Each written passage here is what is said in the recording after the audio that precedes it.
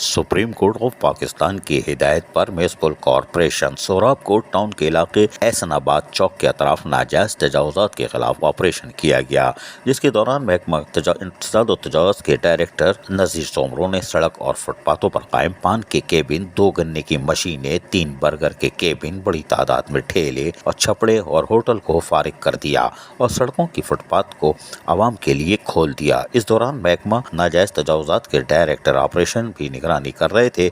वहीं पुलिस की भारी नफरी भी इनके हमरा मौजूद थी ताकि किसी किस्म के अमन और अमान का मसला कायम ना हो। वाज़ेह रहे कि सोराब कोट टाउन के चेयरमैन लाला अब्दुल रहीम ने जब से चार्ज लिया है 20 जून के बाद से उन्होंने अपने सोराब कोट टाउन में पानी माफिया हो या गुटखा माफिया हो या मैनपुरी माफिया हो या फिर इस तरह की तजावुजात माफिया हो, इसके खिलाफ भरपूर ऑपरेशन जारी रखा हुआ है। और यही वजह है कि सोराब कोट टाउन में अब नाजायज तजावुजात के खिलाफ भरपूर कार्रवाइयों का आगाज कर दिया गया है। महकमा इंसदाद और तजावुजात के मुताबिक कार्रवाई जारी और सारी रहेगी।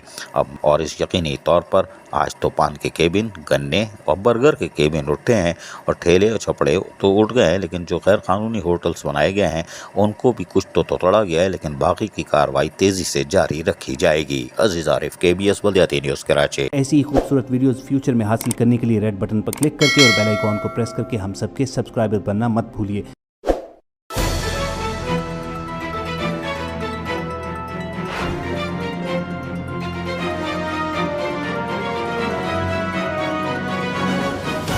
KBS बल्दियाती न्यूज़।